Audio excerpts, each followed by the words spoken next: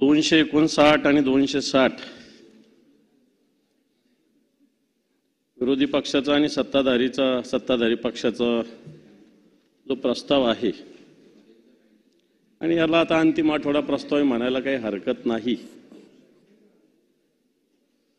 सभापती महोदय आम्ही बोलणार याच्यात कोणते मंत्री काय उपमुख्यमंत्री मुख्यमंत्री काय कोण कसं काय याच्यात येते आता कोकाटे साहेब आहेत, नाईक साहेब आहेत, आपण वेगवेगळ्या विभागाचे विषय आहेत। तर हे जे कोण उत्तर देणार आहेत तर तुम्ही असं तुम्हाला पॉइंट घेतात नाही असं नाही। सभापती महोदय खरं तर मुख्यमंत्री किंवा दोन्ही उपमुख्यमंत्र्यांपैकी एक जणांना आपण बोलवलं पाहिजे याच्यात, कारण हे सगळ्यात महत्वाचं आमचं विरोधी पक्षाचं डिव्हाइस आहे आणि त्याच्यामुळे मुख्यमंत्री किंवा दोन्ही उपमुख्यमंत्र्यांपैकी एक जण कोणतरी असलं पाहिजे। आता या मंत्र्यांकडे कोणाकडे काही खातच नाही ते काय करणार? रोहित भाऊ बरोबर चूक आहे तुम्ही सूचना दिली पाहिजे। असं कसं कोणीतरी याच्यातलं दोन्ही उपमुख्यमंत्री किंवा मुख्यमंत्री याच्यात पाहिजे। उपमुख्यमंत्री मी म्हणत नाही सीएम साहेबांच्या दोन्ही तिकडे खाली आहेत।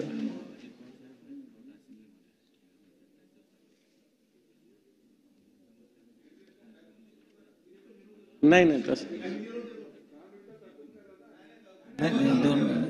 तुम्ही सुरू तर ठेवा। नाही येत आपण निरोप पाठवलाय असं नाही। तुम्ही आता ज्या अर्थी तुम्ही मला इथून सचिवामार्फत 2दा-3दा बोलवून आलो याचा अर्थ तुम्ही उपमुख्यमंत्री किंवा मुख्यमंत्र्यांना बोलवायला पाहिजे होतं ना इथं। तुम्ही फक्त मलाच बोलवून पाठवलं, तुम्ही मुख्यमंत्री किंवा उपमुख्यमंत्री निरोप पाठवलाय। दानवे साहेब निरोप गेलेला आहे।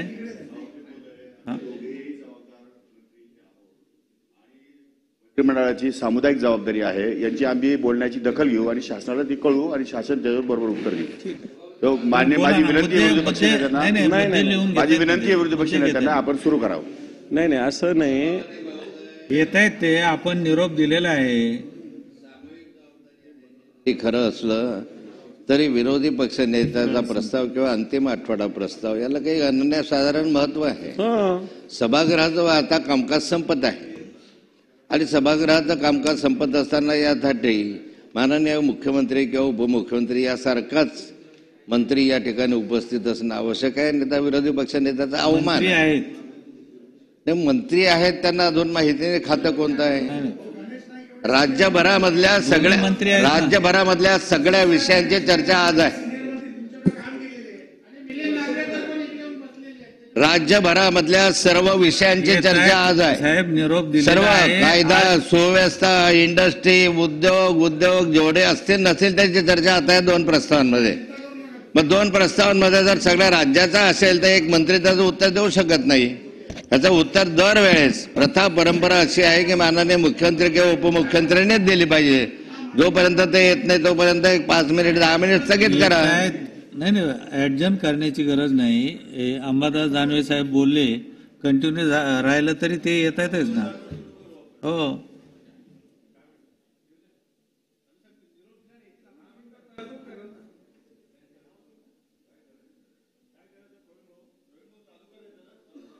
चालू करा।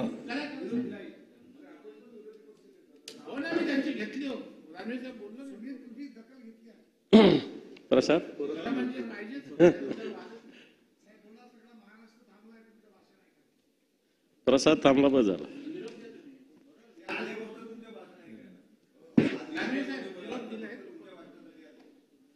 सभापती महोदय विरोधी पक्षाचा हा प्रस्ताव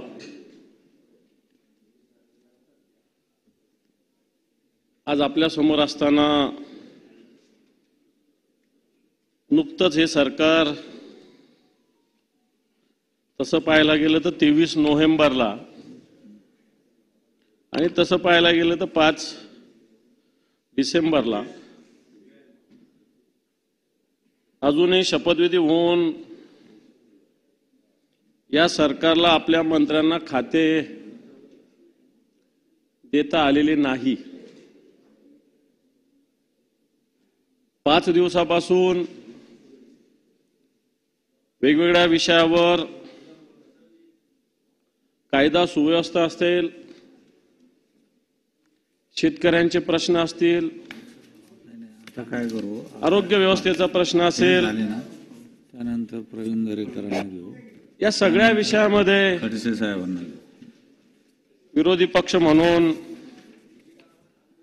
आम्ही सातत्यानं भूमिका मांडतोय आणि सगळी भूमिका मांडत असताना मला असं वाटतं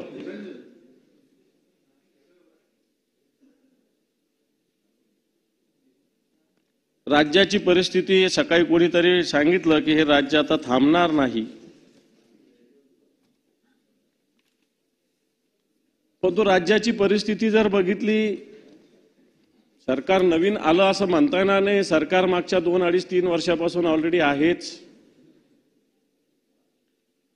आणि म्हणून मागच्या काळातली, या 2 महिन्यातली, मागच्या अधिवेशनानंतरची सगळी परिस्थिती बघितली राज्याची, तर राज्य कोणत्या क्षेत्रामध्ये राज्य पुढे गेलं, कोणत्या क्षेत्रामध्ये राज्यातील जनता समाधानी आहे, अशा प्रकारचा प्रश्न सर्वसामान्य माणसाच्या मनात निर्माण होतोय. प्रामुख्याने आम्ही हा प्रस्ताव दिलेला असताना कायदा सुव्यवस्था असेल, आरोग्य व्यवस्था असेल, शेतकऱ्यांचे प्रश्न असेल, सिंचनाचा विषय असेल, या राज्याची उद्योगाची स्थिती असेल किंवा शिक्षणाची स्थिती असेल, असे वेगवेगळे मुद्दे आपल्या समोर मांडलेले आहेत. सत्ताधारी पक्षाचे मुख्यमंत्री असतील, उपमुख्यमंत्री असतील, काल उपमुख्यमंत्र्यांनी सुद्धा राज्यपालाच्या अभिभाषणावर उत्तर देत असताना आमचं सरकार आल्यानंतर असं झालं आणि त्याच्या आधीचं सरकार असं होतं असं सातत्यानं वक्तव्य केलं. परंतु सोयीस्कररित्या हे विसरले की त्या मंत्रिमंडळात ते पण होते, त्या मंत्रिमंडळाच्या निर्णयामध्ये तेही सातत्यानं सहभागी होते. मग दोन्ही उपमुख्यमंत्री त्याच्यात नाव घेता येईल. आणि मग जर सामुदायिक जबाबदारी आपण म्हणतो तर त्या मंत्रिमंडळाची सामुदायिक जबाबदारी यांची होती का नव्हती? ज्या विषयावर टीका टिप्पणी हे करतात त्या विषयात त्यांची भूमिका त्यावेळेस काय होती? या सगळ्या विषयाकडे सुद्धा आपण नीट गांभीर्यानं बघण्याची आवश्यकता आहे. कारण त्यावेळेस वेगळी भूमिका मांडायची, नंतर वेगळी भूमिका मांडायची, आणि या भूमिका मांडल्यानंतर स्वतःच कसं योग्य आहे, स्वतःचाच कारभार कसा योग्य आहे, दुसरे कसे अयोग्य आहे, दुसरीकडे एक बोट दाखवणं फार सोपं असतं. पण तो अशा वेळेस स्वतःकडे 4 बोट आहे हे सारासार मला असं वाटतं हे सरकार विसरलेलं आहे. सभापती महोदय, सरकार फार दिवसाचं नाही म्हणून याच्यावर जास्त बोलावं न बोलावं ही स्थिती आहेच. परंतु आताच्या घडीला ज्या काही घटना या महाराष्ट्रात होतात याच्या सरकार कशा पद्धतीनं भूमिका घेते, याच्या सरकारचा काही याला पाठिंबा असा शब्द मी वापरणार नाही, परंतु सरकार अशा घटनेकडे डोळे झाकून गप्प बसतंय का हा माझा प्रश्न आहे. कारण ज्या घटना या राज्यामध्ये घडत आहेत, मागच्या आठवड्यात असेल, 15 दिवसात असेल, 1 महिन्यात असेल, 2 महिन्यात असेल, या जर बघितल्या तर सरकारचे डोळे बंद आहेत का? सरकारचे कान बंद झालेले आहेत का? सरकारचं तोंड शिवून टाकलेलं आहे का? अशा प्रकारचा प्रश्न जनतेच्या मनामध्ये आणि आमच्याही मनामध्ये सुस्पष्टपणे आहे. आणि म्हणून याच्यामध्ये सरकार बोलत का नाही, सरकार काही कृती का करत नाही? गोड गोड आणि गोलमोल नक्की बोलतं सरकार, परंतु ठोस कृती सरकारच्या कोणत्याही वर्तनातून या सगळ्या स्थितीमध्ये दिसून येत नाही सभापती महोदय. सभापती महोदय, महाराष्ट्र पुढारलेलं राज्य आहे सगळ्या बाबतीत, आणि पुढारलेलं राज्य असताना या राज्याकडे देशातील वेगवेगळ्या भागातील जनतेचं, वेगवेगळ्या देशाच्या, आपल्या देशातील वेगवेगळ्या राज्याची एक दृष्टी महाराष्ट्रासाठी, आपण जर ज्यावेळेस महाराष्ट्राच्या बाहेर फिरतो तर ही आहे. परंतु सत्यता जर बघितली तर हे खरं आहे का खोटं आहे अशा प्रकारचा प्रश्न एक सर्वसामान्य माणसाच्या आणि जनतेच्या मनामध्ये सभापती महोदय निर्माण होतो. आज या महाराष्ट्रात वेगवेगळ्या विषयाचा जर अभ्यास केला आपण, मग कायदा सुव्यवस्था गृह विभागाचा विषय असेल, शिक्षण असेल, उद्योग असेल, आरोग्य असेल, या सगळ्या विभागामध्ये मला वाटतं राज्याची परिस्थिती अतिशय भयावह आहे सभापती महोदय. सभापती महोदय, मी व्यक्तिगत कुठे न जाता मी काही आकडेवारी गृह विभागाची आपल्या समोर मांडू इच्छितो. एनसीआरबीची जी आकडेवारी आहे, गुन्हेगारीमध्ये देशात उत्तर प्रदेश 1 नंबरवर आहे. दुर्दैवानं आपला महाराष्ट्र आता 2ऱ्या क्रमांकावर आहे. एनसीआरबीच्या अहवालानुसार 2023 मध्ये महिलांच्या विरोधात सरासरी दररोज 126 गुन्हेची नोंद महाराष्ट्रामध्ये मागच्या वर्षात सभापती महोदय झालेली आहे. 2023 मध्ये एकूण 45,434 महिला अत्याचाराच्या गुन्ह्याची नोंद या महाराष्ट्रात झालेली आहे. निश्चित महिलांना वेगवेगळ्या योजना हे राज्य देत आहे. लाडकी बहीण सारखी योजना आली, चला ठीक आहे, या महिला समाधानी झाल्या, आपल्या बहिणी, काही हरकत नाही. परंतु मला असं वाटतं ज्यावेळेस बहिणींना आपण काही मदत करतो त्यावेळेस या बहिणींच्या सुरक्षेची सुद्धा जबाबदारी या राज्याची सभापती महोदय असते. आज 2023 मध्ये 45,434 महिला अत्याचाराच्या गुन्ह्याची नोंद झालेली आहे. सायबर गुन्ह्यामध्ये महाराष्ट्र देशात आत्ताच्या घडीला सभापती महोदय 4थ्या स्थानावर आहे. सायबर गुन्ह्याचे प्रमाण मोठे आहे, आणि हे सगळ्या मोठे सायबर गुन्हे असताना हा महाराष्ट्र आत्ताच्या घडीला सायबर गुन्ह्यामध्ये 4थ्या क्रमांकावर आहे सभापती महोदय. सभापती महोदय,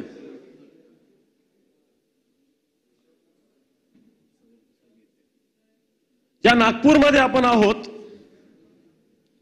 या नागपूरमध्ये परवाच्या दिवशी पूर्ण सरकार इथे सभापती महोदय, नागपूरचे आता मुख्यमंत्री या राज्याचे, परवाच्या दिवशी 2 टोळ्यांच्या मध्ये गुंडांकडून एकमेकावर गोळीबार करण्यात आला. ही पहिली घटना नाही आहे. मी घटना याच्यासाठी सांगतो, अधोरेखित करतो की सगळी यंत्रणा, सगळं राज्य या नागपुरात होत असताना आज या ठिकाणी गोळीबाराच्या घटना सभापती महोदय करतात. सभापती महोदय, हेच सरकार असताना मागच्या 12 ऑक्टोबरला या राज्याचं विधानसभा सदस्य म्हणून जे होते बाबा सिद्दीकी, आपल्या विधानसभेचे सदस्य होते सभापती महोदय, यांची गोळ्या घालून हत्या करण्यात आली सभापती महोदय 12 ऑक्टोबरला. आता बाबा सिद्दीकी सारख्या एका जबाबदार नेत्याची ही या राज्यात स्थिती होती सभापती महोदयाने असं सांगितलं जातं. असं समोर आलं की 1-2 महिन्यापूर्वी ही हत्या करण्यासाठी रेकी केली गेली. ठिकठिकाणी वेगवेगळ्या पद्धतीनं यंत्रणा लावण्यात आली आणि मग ही हत्या करण्यात आली. सभापती महोदय, आत्ताच थोड्या वेळापूर्वी एक बातमी आली, शिवसेनेचे नेते संजय राऊत जे राज्यसभेचे सदस्य आहे, यांच्या घराची सुद्धा रेकी करताना काही लोक आढळलेले आहेत.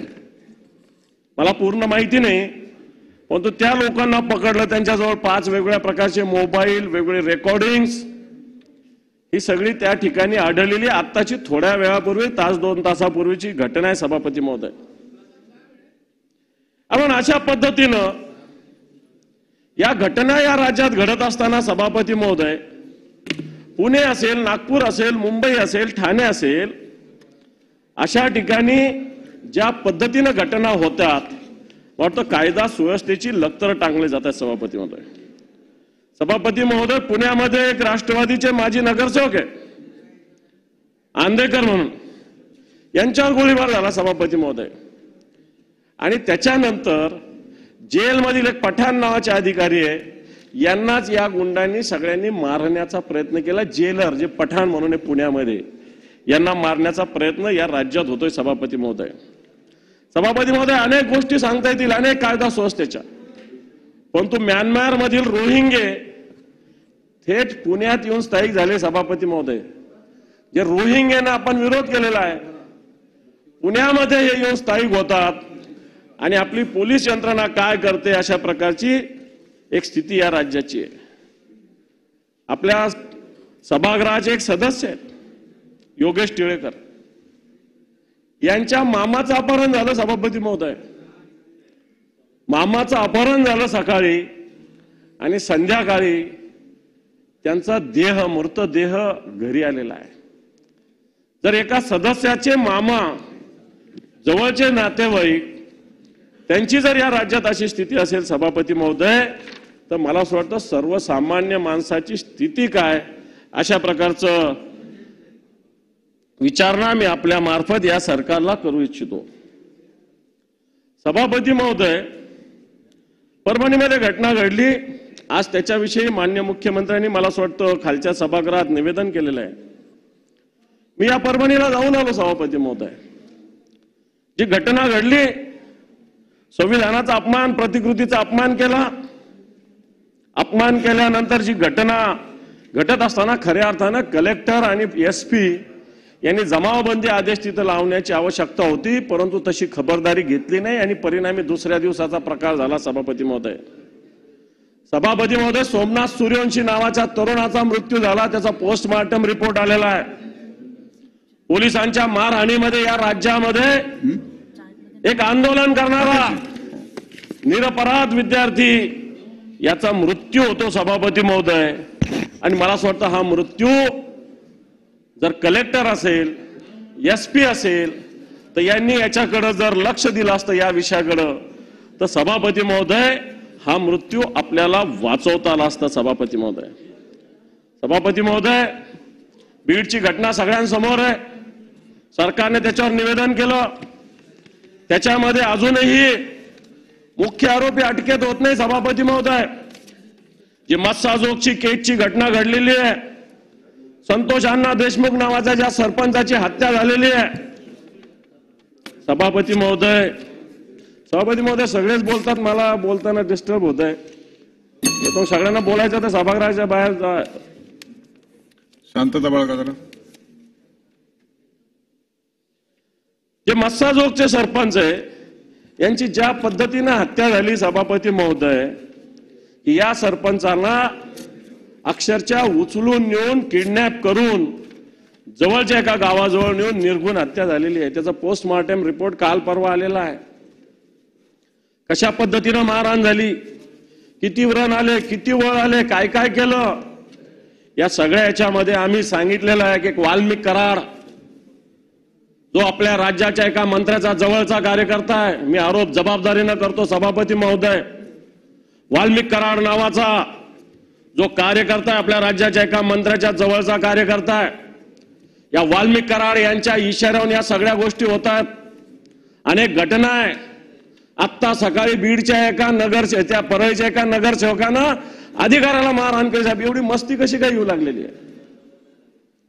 आणि म्हणून जर या सरपंचाच्या हत्येमध्ये वाल्मिक कराड यांच्यावर अंगुली निर्देश जातो सभापती महोदय, हे वाल्मिक कराड या नागपूरमध्ये मागच्या 4 दिवसापासून या नागपूरमध्ये कोणत्या फार्म हाऊसवर मी सांगू शकतो, या नागपूरमध्ये असताना पोलीस त्यांना पकडू शकत नाही, अशा प्रकारची स्थिती आहे सभापती महोदय.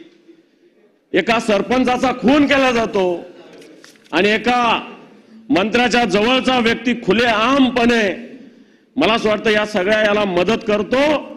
वाटतं या पुरोगामी महाराष्ट्राला हे शोभणारं नाही आणि याच्यामध्ये सरकारने तातडीनं सगळ्या कारवाया करण्याची आवश्यकता आहे. मस्साजोगच्या घटनेतील जो सरपंच आहे याचे हत्या करणारे सगळे लोक ताबडतोब अटक करण्याची आवश्यकता आहे आणि यांना राजकीय आश्रय जो देतात त्यांच्यावर सुद्धा सभापती महोदय कारवाई करण्याची आवश्यकता आहे. आपण अशा पद्धतीनं या राज्यामध्ये कायद्याचं राज्य राहिलं का? आमच्या संभाजीनगरमध्ये 2 वर्षात 75 खून झाले सभापती महोदय. या शहरातील पुंडलिकनगर, जिन्सी, MIDC, सिडको परिसरात गुन्हेगारांनी उच्छेद मानलेला आहे. पोलीस आयुक्त योग्य ते पावलं उचलत नाही. पोलीस आयुक्त फक्त सत्ताधारी पक्षाच्या आमदारांची झेलण्यामध्ये गुंतलेले आहेत. आपण या ठिकाणी 75 खून होत असताना पूर्णपणे लक्ष दिलं जाऊ शकत नाही अशा प्रकारची स्थिती आहे. सभापती महोदय, हिट अँड रनच्या अनेक घटना घडल्या मागच्या काळामध्ये. पुण्यामध्ये घडल्या, नागपूरमध्ये घडल्या, मुंबईमध्ये घडल्या. पण आपल्या राज्याच्या एका मंत्र्याच्या पुत्राचं नाव आलं होतं. संकेत नाव आहे त्याचं काय झालं? नाव आलं, नाव कुठे गेलं आता? नागपूरमध्ये घटना घडली होती. जे मंत्री होते, राज्याच्या मंत्रिमंडळात मंत्री आहे, त्यांच्या मुलाचं नाव हिट अँड रन मध्ये होतं. नंतर काय झालं? बाकीच्यांचे मुलं अटक झाले. पुण्याचा मुलगा अटक झाला, मुंबईचा अटक झाला. पण नागपूरमध्ये जी घटना घडली त्याच्यामध्ये एका मंत्र्याच्या मुलावर गुन्हाच दाखल झाला नाही. दुसरा माणूस बसवला गेला. जो न्याय पुण्याला लागला, जो न्याय मुंबईला लागला, तो न्याय या नागपूरच्या घटनेत सुद्धा लागला पाहिजे. मंत्र्यांचा मुलगा आहे म्हणून त्याला वाचवणं या राज्याला सभापती महोदय शोभादायक नाही. म्हणून ज्या पद्धतीनं अशा पद्धतीनं या सगळ्या कायदा आणि सुव्यवस्थेचे ढिंडोरे या ठिकाणी सभापती महोदय काढले जातात, वाटतं त्याच्याकडं आज राज्याची जनता मला असं वाटतं एक हवालदिल झालेली आहे. सभापती महोदय, सत्ताधारी लोक या गुन्हेगारांकडे मंत्री लोक सगळे दुर्लक्ष करत असताना या राज्यामध्ये अनेक आर्थिक घोटाळे होतात. सभापती महोदय, या राज्यामध्ये मल्टी स्टेट कोऑपरेटिव्ह सोसायटी आहे. याच्यातल्या 35 सोसायट्या आज अवसाण्यात गेलेल्या आहे. सभापती महोदय, अवसाण्यात गेल्यानंतर काय काय झालं याचे एक एक किस्से, हे सगळे जर किस्से बघितले सभापती महोदय की या कोणाच्या संस्थात, याच्यामध्ये जवळपास 50,000 कोटी रुपये जनतेचे गुंतलेले आहेत. मलकापूर अर्बन बँक कोणाची आहे? भारतीय जनता पार्टीच्या एका आमदाराची. सभापती महोदय, यांच्या प्रचाराला देशाचे गृहमंत्री आणि सहकार मंत्री आले. जे मलकापूर अर्बन बँकेमधून अनेक लोकांना फसवलं गेलं, अनेक लोकांच्या ठेवी गहाळ झालेल्या आहे, अनेक लोकांनी आंदोलन केली. फक्त मलकापूर विदर्भ किंवा अकोला जिल्ह्यापुरती नाहीये, तर महाराष्ट्रामध्ये ठिकठिकाणी बँक असताना या ठिकाणचे ठेवीदार आजही सभापती महोदय चिंतित आहे. आणि म्हणून ही मलकापूर अर्बन बँक ज्याचे अध्यक्ष आहेत ते आमदार आहेत, भारतीय जनता पार्टीचे आमदार. सभापती महोदय, आणखी एक किस्सा मी आपल्याला सांगू इच्छितो. एक ज्ञानराधा कोऑपरेटिव्ह सोसायटी आहे, ज्याचे संचालक सुरेश कुटे म्हणून आहे. यांनी सुद्धा अशाच पद्धतीने या संस्थेमध्ये अशाच पद्धतीने मोठी फसवणूक झालेली. सभापती महोदय, पोलीस कशी मदत करतात त्याचं एक उदाहरण मी आपल्याला देतो. सभापती महोदय, या सुरेश कुटे यांच्यावर गुन्हा दाखल झाला, यांचा पासपोर्ट जप्त झाला. हा पासपोर्ट जप्त झाल्यावर पोलीस स्टेशन मध्ये असला पाहिजे की तपास करणाऱ्या PIच्या घरी असला पाहिजे. या सुरेश कुटेंचा पासपोर्ट जप्त झाला. सभापती महोदय, ज्ञानराधा कोऑपरेटिव्ह सोसायटी मराठवाड्यामध्ये बीड असेल, जालना असेल, संभाजीनगर असेल, अनेक ठिकाणची गुंतवणूक आहे. याचा पासपोर्ट PI खाडे म्हणून आहे. या खाडेंच्या घरी सापडला. तो कधी सापडला? अँटी करप्शनची धाड शिंदे साहेब, त्या खाडेंच्या घरी अँटी करप्शनची धाड सापडली, तर त्याच्यात पासपोर्ट, सुरेश कुटेंचा पासपोर्ट त्याच्या घरी होता. म्हणजे खरं तर PIने असा पासपोर्ट जप्त केल्यानंतर तो पोलीस स्टेशनला जमा केला पाहिजे, पण तो हा पासपोर्ट PI खाडे होते, यांच्या घरी हा पासपोर्ट होता. सभापती महोदय, आणि यांच्या घरी ज्यावेळेस धाड पडली ACBची, त्यानंतर हा पासपोर्ट त्यांच्या घरी सापडला. थोडक्यात परिस्थिती काय तुमच्या लक्षात आली असेल की तपास करणारा जो अधिकारी आहे तोच याच्यात सहभागी आहे की काय, अशा प्रकारची स्थिती आहे. सभापती महोदय, अशीच एक संस्था आहे राजस्थान मल्टी, हिचे सुद्धा चंदूलाल बियानी नावाचे ग्रस्त आहे परळीचे. या संस्थेनं सुद्धा अशीच मोठी फसवणूक केली आहे. बागचंद हिराचंद राय सोनी क्रेडिट सोसायटी, याच्यामध्ये अशी फसवणूक झाली. सभापती महोदय, याच्यात आणखी सांगतो, एक याच्यात तपास करण्यासाठी भाग्यश्री 9% नावाच्या एक IPS अधिकाऱ्यांची नियुक्ती केली होती. भाग्यश्री 9% नाव आहे त्यांचं. सभापती महोदय, यांनी जो तपास केला तोच चुकीचा ठरवला गेला आणि त्यांच्यावरच दोषारोप दाखल केलेले आहे. अशा प्रकारची स्थिती आत्ताच्या घडीला या सगळ्या परिस्थितीमध्ये सभापती महोदय, मी का सांगतोय तुम्हाला की कुंपणात शेत खाण्याचा प्रकार,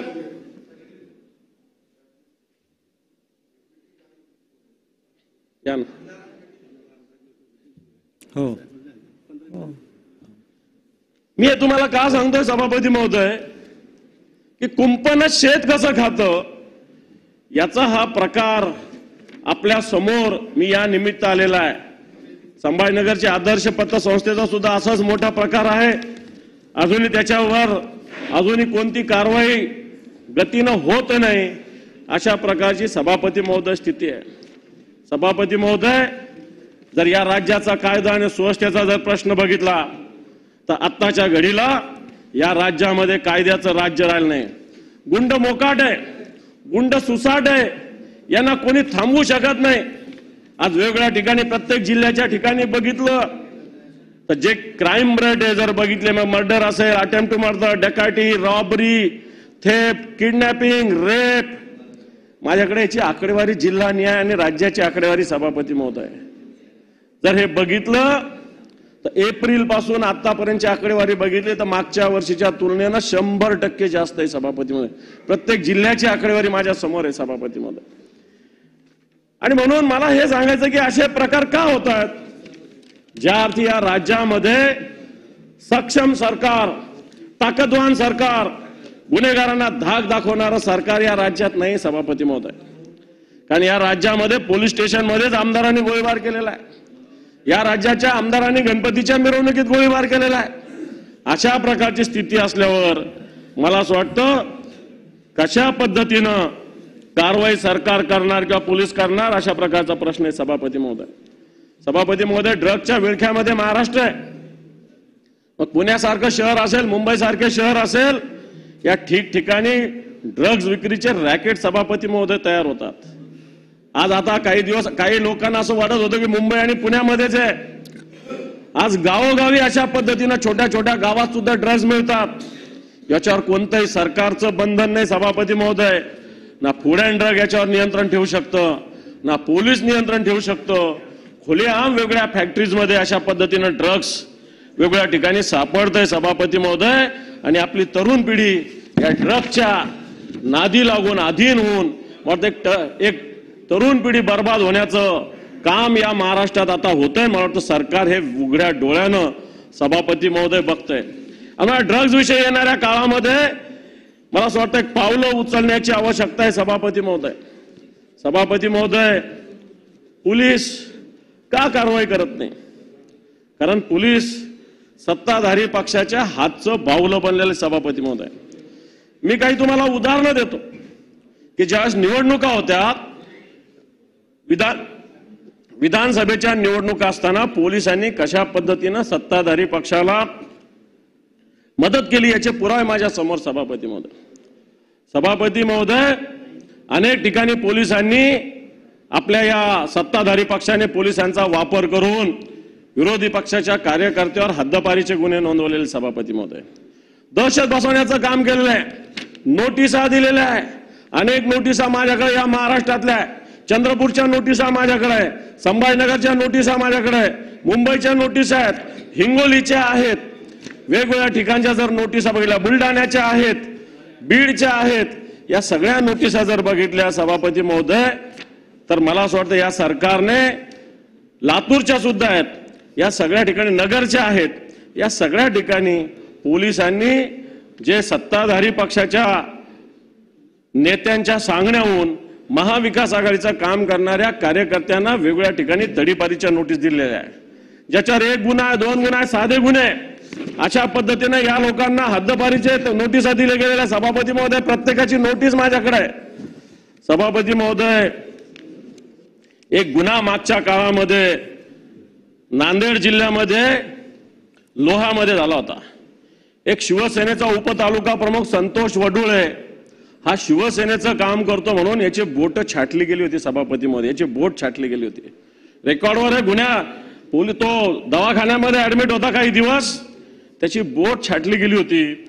आणि नंतर आता एक 4 दिवसापूर्वी शिवसेनेच्या एका नांदेडच्या शहर प्रमुखाचं किडनॅपिंग झालं. सभापती महोदय, याच्यामध्ये दोन्ही गुन्हेगार सारखे. सत्ताधारी पक्षाचे जे नाव आहे त्याचं नाव आहे बालाजी जाधव नावाचा एक आरोपी, कॉमन आरोपी. त्याचं 23 तारखेला जेव्हा निवडणुकीचा निकाल लागला त्या दिवशी तो काय म्हणतो, आत्ताच बोलती बंद झाली की राव. हॅशटॅग दिलाय PPC म्हणतात, विसरू नका, यादी तयार आहे. PPC म्हणजे कोण तुम्हीच तपासा, पोलिसांनी तपासावं. PPC म्हणजे कोण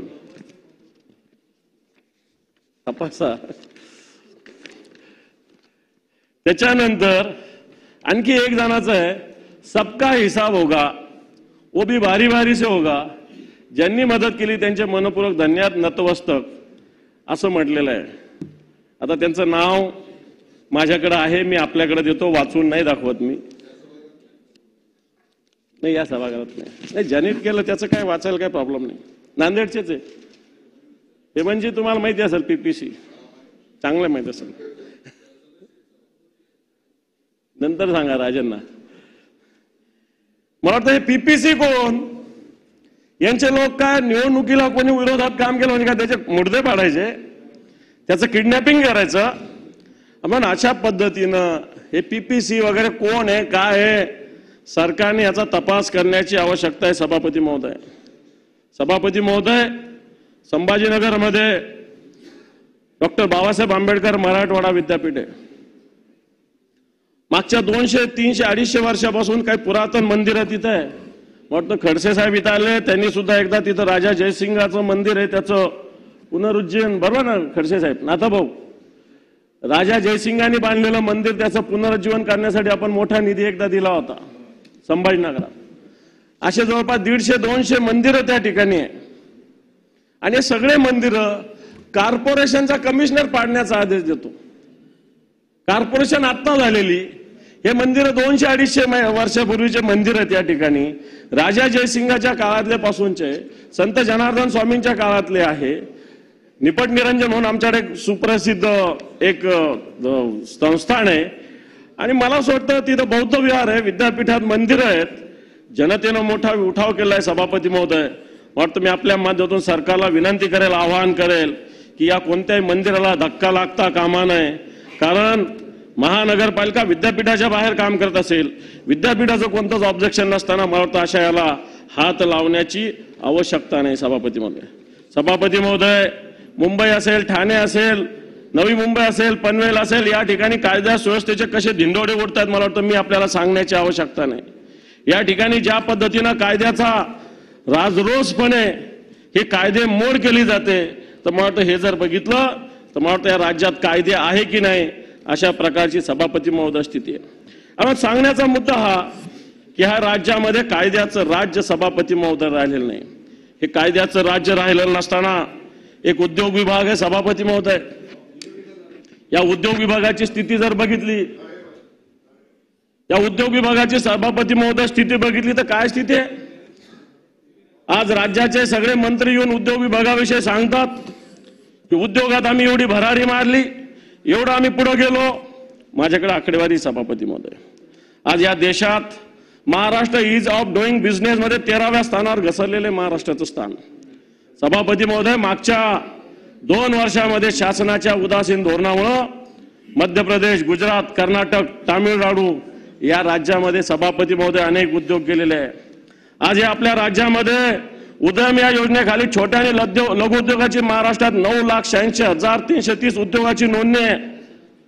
मात्र यात मराठवाड्याचे फक्त 1,28,000 आणि विदर्भाचे फक्त 1,39,000 आहे. म्हणजे थोडक्यात 13%.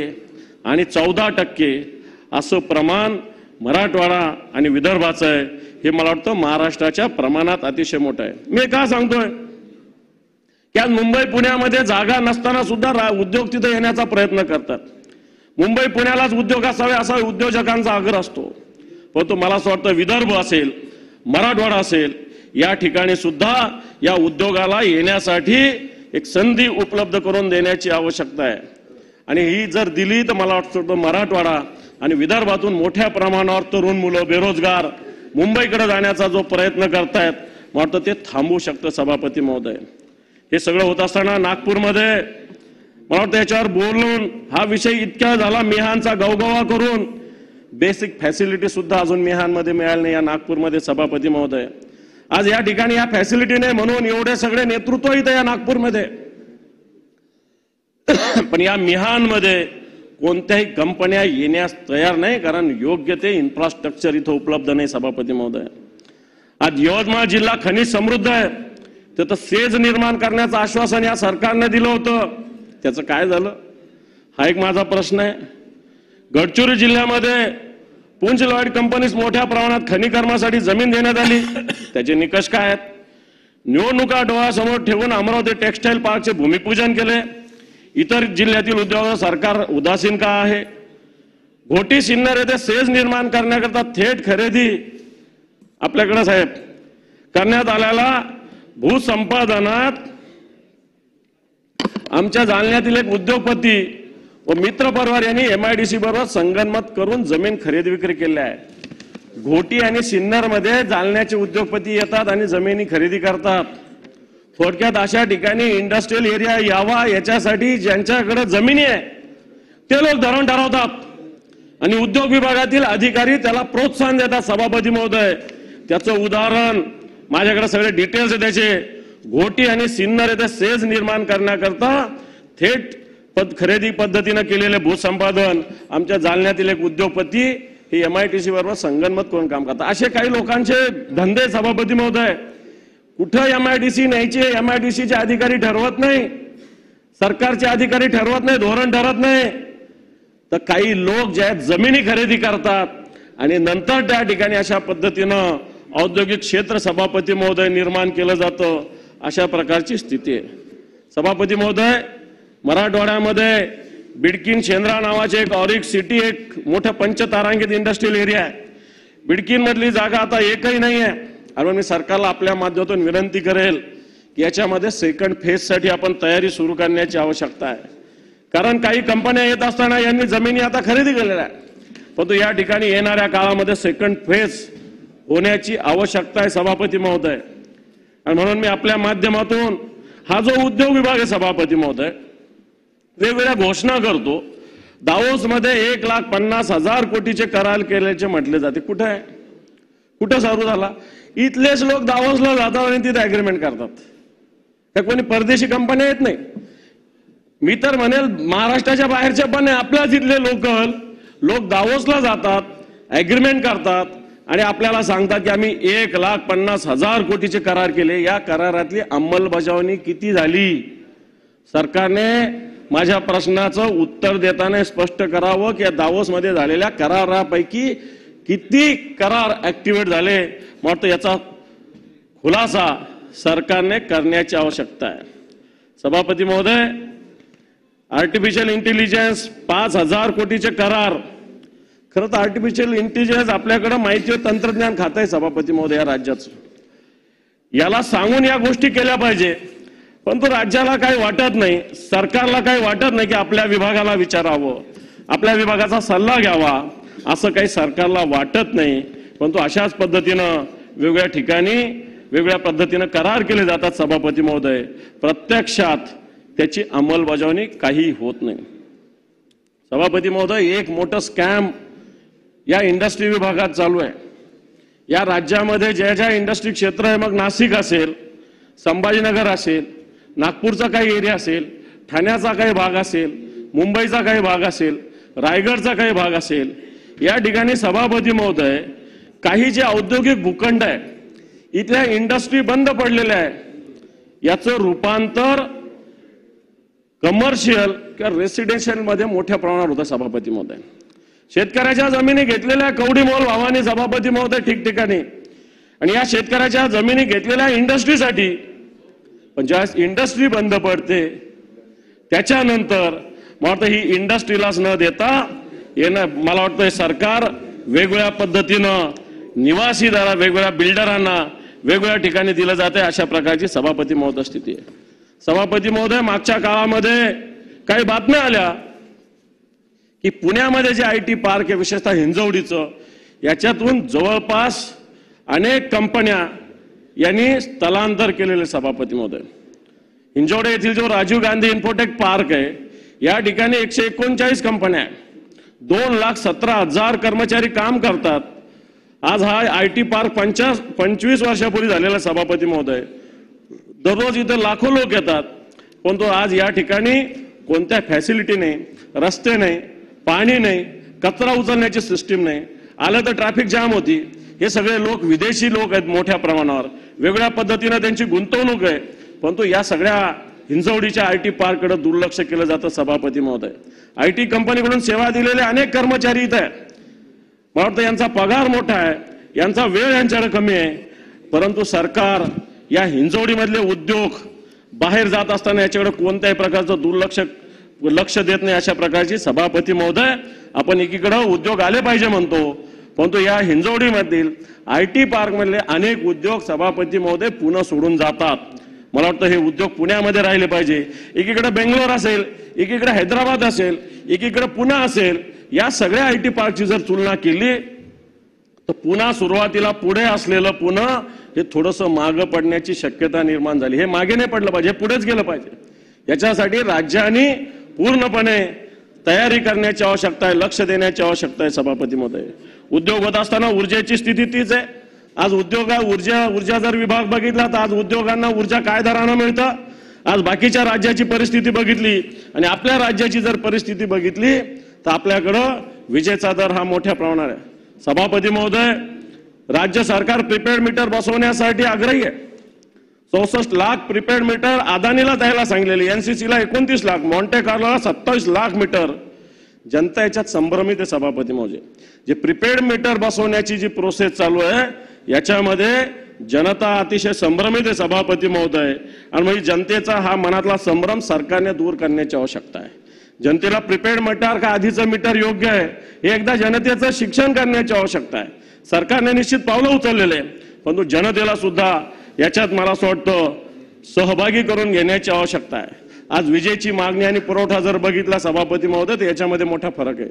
जे राज्याला वीज लागते, ठीक आहे, राज्य शेतकऱ्यांना 7 हॉर्सपॉवर पंपापर्यंत मोफत वीज देतंय, मोफत देतं, परंतु हे शेतकऱ्यांना मिळतं का हा प्रश्न आहे.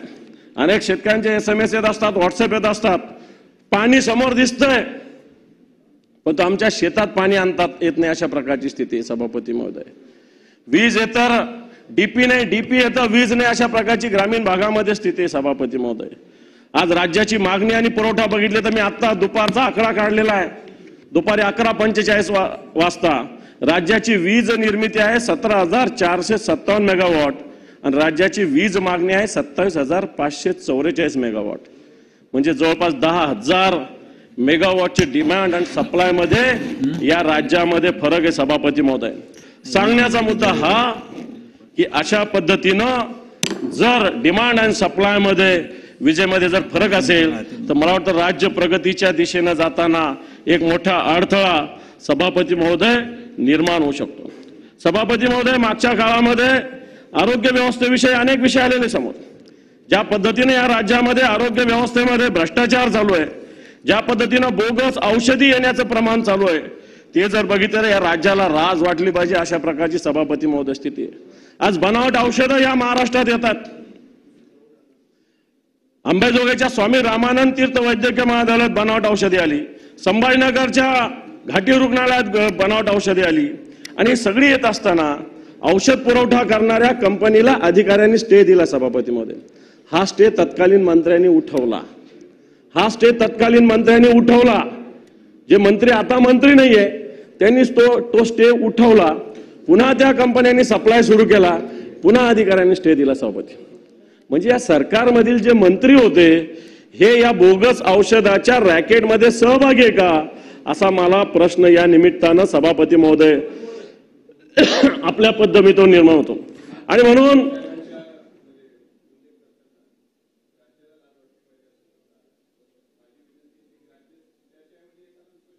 ठीक आहे, त्या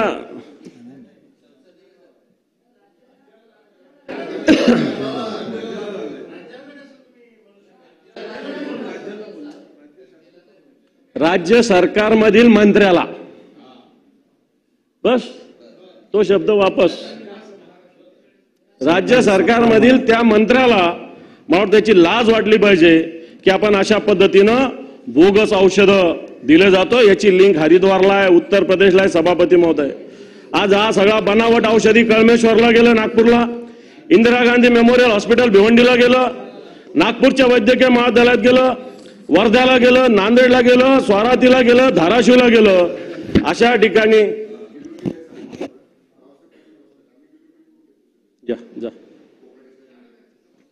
झालं माझं 5 मिनिट, ठीक आहे. जा सभापती महोदय, या सगळ्या प्रोसेसमध्ये ज्या कंपन्या आहे या अस्तित्वात नसलेल्या कंपन्याच्या नावाने पुरवठा झालेला आहे. मी जे राज्याच्या मंत्र्याला लाज वाटली पाहिजे याच्यासाठी म्हणतोय की उत्तराखंड, केरळ आणि आंध्र प्रदेश पत्ते असलेल्या 5 औषधांच्या कंपन्याचे नावे हा बनावट औषधाचा पुरवठा झालेला आहे.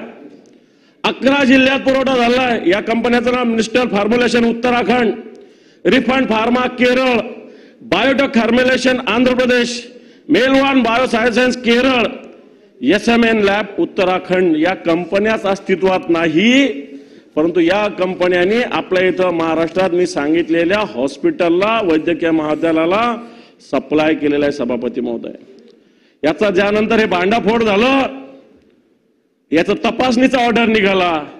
सभापती महोदय, नियम आहे 60 दिवसाचा, लागलं तब्बल 1.5 वर्ष तपासणीला लागले. तोपर्यंत औषधं विकून झाले होते, देऊन झाले होते, औषध बाकी नव्हतं ज्याच्यात 60 दिवसात तपासणी व्हायला पाहिजे. 1.5 वर्ष या सगळ्या बनावट औषधाच्या तपासणी लागलेले. आणि मग आपण राज्य प्रगतीच्या दिशेने जायला म्हणतो, तर मग जर आपण नीट औषध देऊ शकत नाही सर्वसामान्य माणसाला, या राज्यामध्ये बोगस औषधीचा पुरवठा होतो, प्रमाणपत्र बनवतात दिले जाते, टाल्कन पावडर मध्ये कॅल्शियमच्या गोळ्या दिल्या जातात, राज्याचे मंत्री त्याला स्टे ऑर्डर देतात, का अधिकारी कारवाई करतात आणि राज्याचे मंत्री त्याला स्टे देतात. मला असं वाटतंय राज्य कसं प्रगतीच्या दिशेने चाललंय, राज्य कोणती प्रगती करताय. सभापती महोदय, सभापती महोदय, या आरोग्य विभागाचा वेगवेगळे विषय जर आपल्या समोर सांगितले तर मला वाटतं रात्र पुरणार नाही. मला काही अधिकाऱ्यांनी तक्रार केली, सभापती महोदय, सरकारने काही निर्णय घेतले, व्यवसायारोध भत्ता वाढवण्यासाठी शासनाने एक GR काढला. सभापती महोदय, नाथाभाऊ, व्यवसायारोध भत्ता GR काढला. याच्यात 700 अधिकारी कार्यरत आहे सध्या, आणि त्याच्यामुळे त्यांच्या पगारात 15 ते 20 हजाराची वाढ होणार आहे.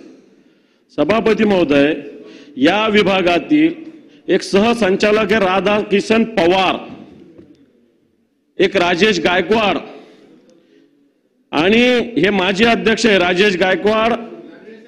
दानवे साहेब, 5-7 मिनिट कन्क्लूड, संपत आले. हे लोक, सभापती महोदय, मला आरोप करायला चांगलं वाटत नाही, परंतु नाथाभाऊ, या 7,000 लोकांना 1-1 लाख रुपये जमा करा या लोकांनी सांगितलं. सभापती महोदय, राधाकिशन पवार नाव आहे याच्यातला मुख्य, हा सहसंचालक आहे आरोग्य विभागाचा. या 7,000 लोकांना 1-1 लाख रुपये जमा करा अशा प्रकारचं सांगितलेलं आहे. सभापती महोदय, हा कोण आहे राधाकिशन पवार, याच्यावर सभापती महोदय कारवाई होण्याची आवश्यकता आहे. सभापती महोदय, विषय अनेक आहे परंतु वेळ कमी आहे. सभापती महोदय, सरकार कशा पद्धतीने चाललंय, कोणासाठी चाललंय. माझ्याकडे आमच्या जालन्याचा एक विषय आहे सभापती महोदय, एक खरपुडी आहे, खरपुडी तालुका जिल्हा जालना आहे, एक सिडकोचा नवनगर प्रकल्प आहे. सभापती महोदय, खरं तर हा आधी प्रस्ताव आला होता 2017ला आर्थिक सहाय्यता नसल्याने, सुसहाय्यता नसल्याने प्रस्ताव रद्द झालेला. सभापती महोदय, नागेवाडी, निधोना, खांडगाव, आंबेडकरवाडी असा हा प्रस्ताव 2017ला देवेंद्रजींचं सरकार होतं, त्या काळात आर्थिक सुसहाय्यता नसल्याने हा प्रस्ताव रद्द झाला. सभापती महोदय, आता 2018ला हा प्रस्ताव पुन्हा पारित झाला. सभापती महोदय, इथल्या शेतकऱ्यांचे फोन येत आहेत मला. ही एवढी जागा जी आहे खरपुडीची, फक्त 5 जणांच्या नावावर सभापती, 5 शेतकऱ्यांकडून मातीमोल भावानी घेतली, ती येलो झोन केली. सरकारमधल्या लोकांना अतिशी धरून, सतीश अग्रवाल नाव आहे त्यांचं, कृष्णकुमार गोयल नाव आहे त्यांचं, राधेश्याम चिप्पा नाव आहे, रखमाजी जल्लेवाल नाव आहे. फक्त या शेतकऱ्यांच्या नावानं ही सगळी खरपुडीची जमीन आहे आणि सिडको अधिकृत करतो आणि सरकार या शेतकऱ्याच्या जमिनीला खऱ्या अर्थानं शेतकऱ्याची जमिनी असून या 4-5 व्यापाऱ्यांनी ही जमीन जवळपास 9,000 कोटी रुपये सरकार या सगळ्या प्रकल्पासाठी देण्याची आवश्यकता आहे. जो प्रकल्प ऑलरेडी 2017ला सरकारने सभापती महोदय रिजेक्ट केलेला होता सभापती महोदय. आणि सभापती महोदय, अशा पद्धतीने हा सिडकोचा कारभार चालत असेल तर मला वाटतं आपण लक्ष देण्याची आवश्यकता आहे सभापती महोदय.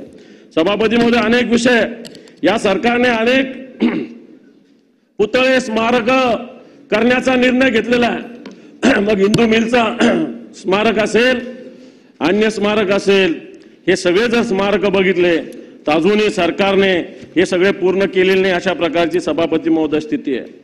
महान मानव डॉक्टर बाबासाहेब आंबेडकर यांच्या कामाची स्थिती आताच्या घडीला काय? फेब्रुवारी 2018 मधलं काम हे 3 वर्षात पूर्ण करायचं होतं सभापती महोदय.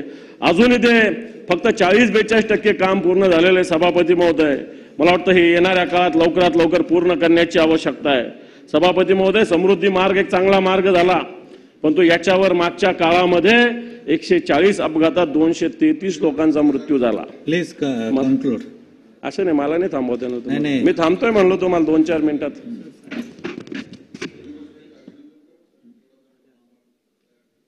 केलं ना आता, आधी जाऊन केलं ना. नाही, चांगलाच आहे म्हणलं मी, वाईट कुठे. 4:40ला आपण सुरू केलेलं होतं.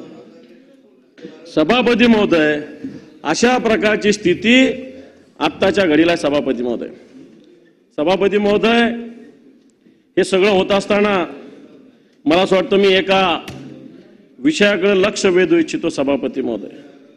आज शिक्षण या विषयावर बोलत असताना वेगवेगळ्या ठिकाणी शिक्षणाची जी स्थिती आहे, जिल्हा परिषदेच्या शाळा, याचं स्ट्रक्चरल ऑडिट होण्याची आवश्यकता आहे सभापती महोदय.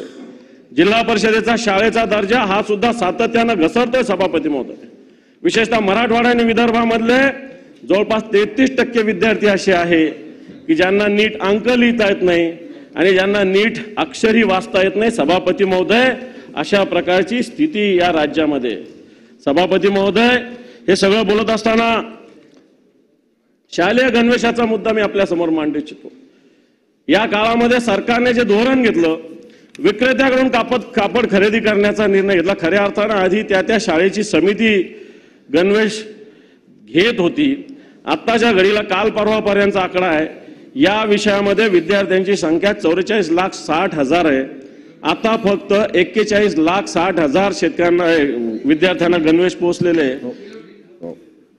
3 लाख विद्यार्थ्यांना अजूनही सभापती महोदय गणवेश पोहोचलेले नाहीये. आज या गणवेशामध्ये खऱ्या अर्थानं दुसरा गणवेश द्यायचा होता स्काउट गाईडचा, 110 रुपये शिलाई त्याची. पण ग्रामीण भागामध्ये सगळे लोक 40-40, 50-50 रुपयामध्ये देऊन ग्रामीण भागातील महिलांना वेगवेगळ्या ठिकाणी काम करून घेतात. मी आपल्याकडे काही गणवेश देऊ इच्छितो सभापती महोदय, आपण घ्या, हे बघा. जर आपण परवानगी दिली तर मी फक्त काढून दाखवतो ना आपल्याकडे देतो, माझा काही दुसरा उद्देश नाही. ही फक्त पॅन्ट आहे सभापती महोदय, समोरून बघा निळ्या रंगाची, मागच्या साईडने काळ्या रंगाची आहे. सभापती महोदय, हा शर्ट आहे, इकडे वेगळा रंग आहे, डार्क इकडे असा रंग आहे. सभापती महोदय, हा दुसरा शर्ट आहे. हा शर्ट बघा कसा खालीवर झालेला शर्ट आहे. हे असे गणवेश दिलेले सभापती महोदय. सभापती महोदय, मी आपल्याकडे देऊ इच्छितो, मी द्यायला आणलेलं आहे त्यांना. तेव्हा आमच्यावर कारवाई झाली होती. तर सभापती महोदय, मला माहिती पाहिजे आपल्याकडून की अशा प्रकारच्या वस्तू घेऊन येऊन भाषण करत असताना प्रदर्शन करण्याचा अधिकार आहे का, हे या ठिकाणी सांगावं. ते गांभीर्य विषयाचं त्यांनी सांगावं, त्याच्याबद्दल आम्हाला दुमत नाही. उद्या कोण भाजी घेऊन येईल, उद्या कोण त्या ठिकाणी दुसरं काय घेऊन येईल, कांदे घेऊन येईल, बटाटे घेऊन येईल, तर मला वाटतं या ठिकाणी हे योग्य नाहीये. आपण त्या ठिकाणी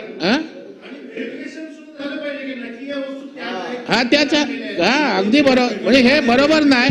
त्यांनी अत्यंत चांगलं भाषण पहिल्यापासून करतायत, त्याच्याबद्दल काय मला म्हणायचं नाहीये. या संदर्भामध्ये असं आपण म्हणताय त्याच्यामध्ये तथ्य आहे असं आणता येता नाही, परंतु त्यांनी जे काही आता उदाहरणादाखल दाखवलंय निश्चित स्वरूपामध्ये योग्य ते उचित विषय परवानगी घेतली त्यांनी, परंतु मी परवानगी घेण्याच्या अगोदरच देण्याच्या अगोदरच त्यांनी दाखवलं, परंतु हरकत नाही की परवानगी दिली नाहीये.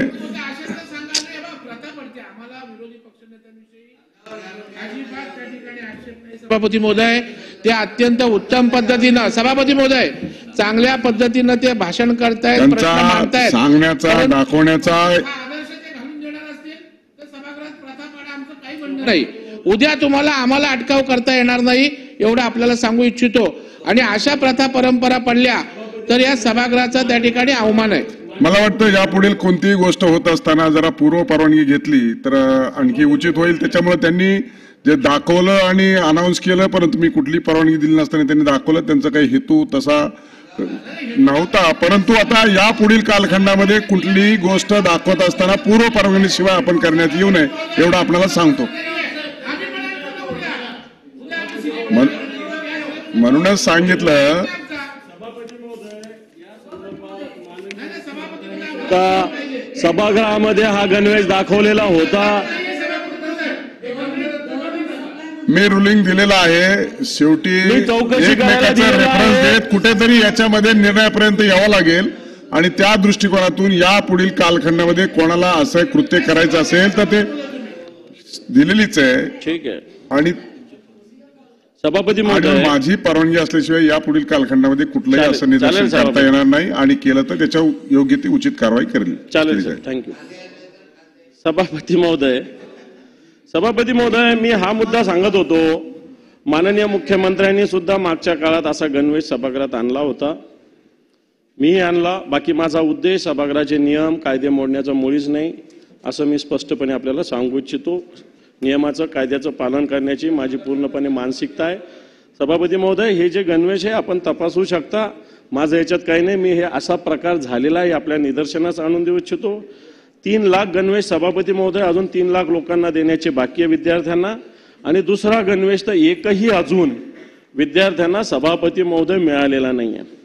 आणि सांगण्याचा मुद्दा सरकारने हा घाट का घातला हेच मला कळालं नाही की खऱ्या अर्थानं सोलापूर सारख्या गारमेंट इंडस्ट्रीमधून मोठ्या प्रमाणावर अशा पद्धतीनं गणवेश येत होते, परंतु सरकारने अशा पद्धतीनं का नवीन हे केलं. आणि मला वाटत नाही हे वर्ष संपलं तरी हे गणवेश येतील अशा प्रकारची सभापती महोदय स्थिती आहे.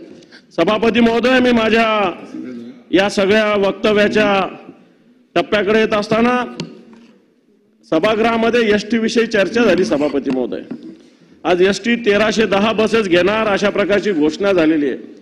3 क्लस्टरमध्ये विभागणी केलेली आहे. याची निविदा प्रक्रिया सुद्धा झालेली आहे. सभापती महोदय या जर निविदा प्रक्रिया जर बघितल्या तर आधीची एसटी 44 रुपये किलोमीटरनी होती सभापती, विथ डिझेल 44 रुपये किलोमीटर. आणि आता नवीन एसटी देण्याचा घाट चालू आहे खाजगीकरणाच्या माध्यमातून, जी विदाऊट डिझेल 35 रुपये सभापतीवर. डिझेलचा भाव माझ्या माहितीवर नाही 46 44 देतोय तो.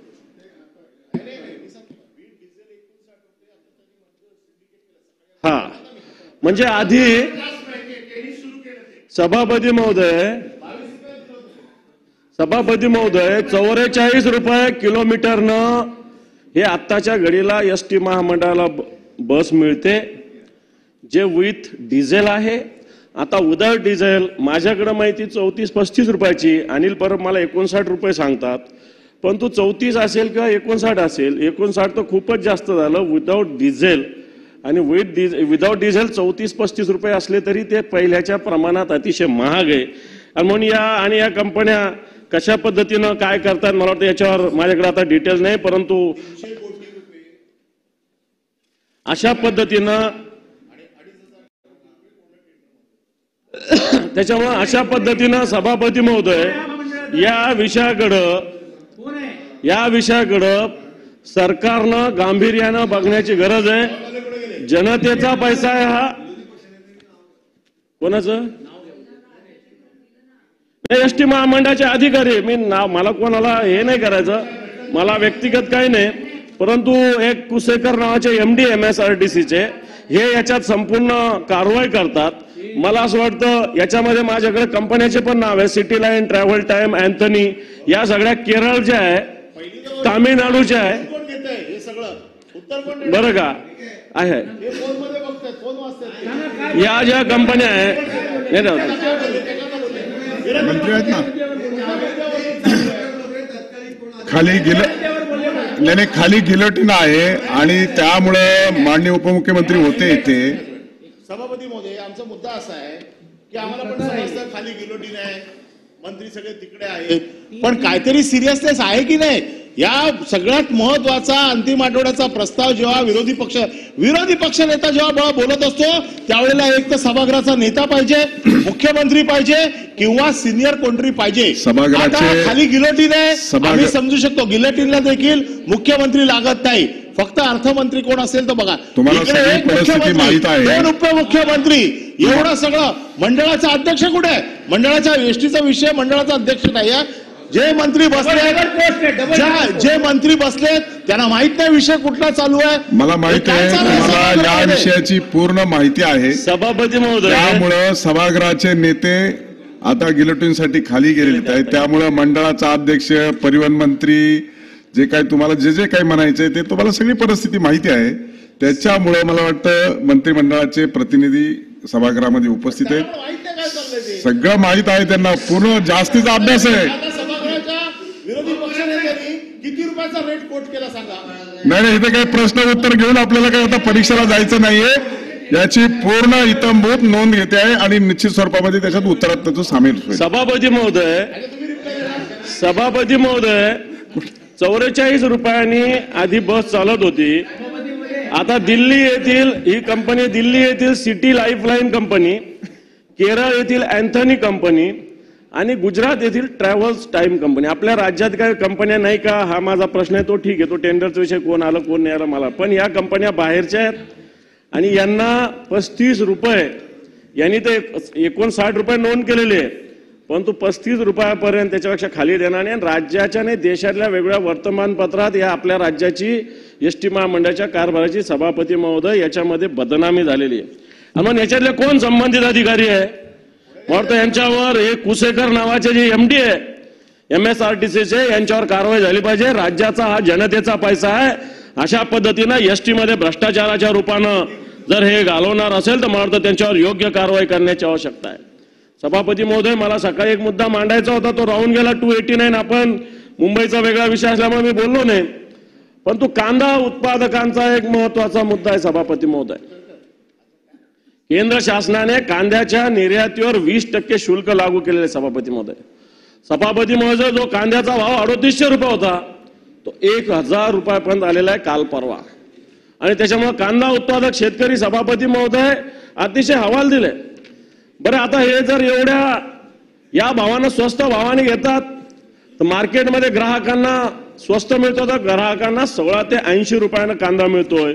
प्रत्यक्षात बाजारामध्ये मार्केट कमिटीमध्ये 1000 रुपयापर्यंत कांद्याचा भाव गेला आहे. सभापती महोदय, या कांद्याच्या प्रश्नावर खऱ्या अर्थानं 20% जे निर्यातीवर शुल्क लावलेलं आहे हे रद्द होण्याची आवश्यकता आहे. कारण आपल्या राज्यात कांदा हे पीक महत्वाचं आहे. सोयाबीन आणि कापसावर मी सातत्यानं भूमिका मांडलेली आहे. आणि म्हणून या सगळ्या अंतिम आठवडा प्रस्तावावर बोलत असताना या राज्याची खऱ्या अर्थानं कायदा सुव्यवस्थेची परिस्थिती जर बघितली तर या राज्यात सरकार आहे का? हे राज्य कुठं गतीनं जाणार म्हणतात, हे राज्य थांबणार नाही म्हणतं, हे राज्य पूर्णपणे थांबलेलं आहे. शिक्षणाची परिस्थिती अतिशय वाईट आहे सभापती महोदय. शिक्षण जर बघितलं तर ग्रामीण भागातील जिल्हा परिषदच्या शाळा बघितल्या, शिक्षणाची अतिशय वाईट स्थिती आहे. उद्योग जर बघितले तर कोणत्या गुजरातला चाललं, कोणी मध्य प्रदेशला चाललं. उद्योग धंदे हिंजवडीचे वेगवेगळ्या IT पार्क मधले जवळपास अनेक उद्योग हे या महाराष्ट्राच्या बाहेर चालेल सभापती महोदय. वेगवेगळ्या ठिकाणी इंडस्ट्रियल एरियामधल्या उद्योग बंद पडलेल्या जागा खासगी लोकांना देण्याचा घाट या सरकारमध्ये घातला जातोय सभापती महोदय.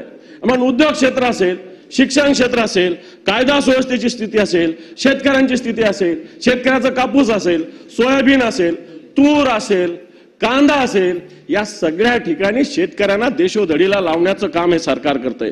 आणि हे सरकार थांबणार नाही. कुठे चाललं? हे सरकार थांबलेलं आहे. जनतेच्या दृष्टीने सरकार थांबलेलं आहे सभापती महोदय. कांदा निर्यातीचा मुद्दा मला वाटतं दादांनी सुद्धा काल पत्र लिहिलं केंद्र सरकारला. 20% कांद्याचं निर्यात शुल्क रद्द झालं पाहिजे. दादा आले म्हणून पुन्हा रिपीट तो मुद्दा मागतो. जो कांद्याचा मुद्दा अतिशय महत्वाचा आहे सभापती महोदय. हे कांद्याचं निर्यात शुल्क हे जे केंद्राने लावलेलं हे बंद झालं पाहिजे, हे थांबवलं पाहिजे सभापती महोदय. सातत्यानं महाराष्ट्रातल्या कांदा उत्पादक शेतकऱ्यांना या प्रश्नाला सामोरं जावं लागतं.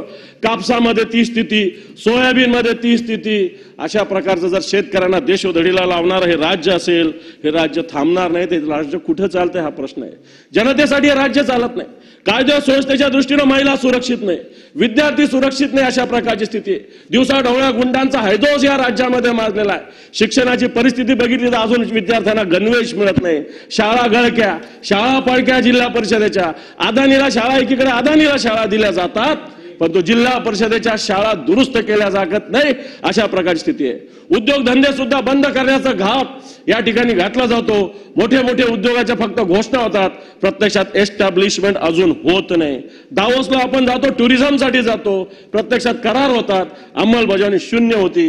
आणि म्हणून 261-59 प्रस्तावाच्या माध्यमातून या सरकारच्या या भूमिका, हे सरकार अकार्यक्षम आहे. हे सरकार कोणत्याही प्रकारे जनतेच्या हिताचं नाही. हे सरकार स्वार्थासाठी चालवलं जातं, मुठभर लोकांसाठी चालवलं जातं. अशा प्रकारची स्थिती आहे.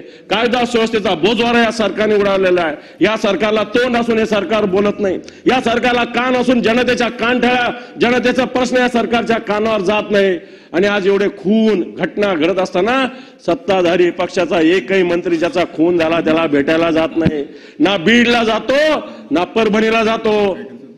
जर सरकारचा सहभाग नसेल तर किमान एखाद्या मंत्र्याने जाऊन या लोकांच्या घरी जाऊन सांत्वन व्यक्त करायला पाहिजे होतं. पण तो सरकारचा एकही मंत्री अजूनही सांत्वनासाठी साधा गेलेला नाही.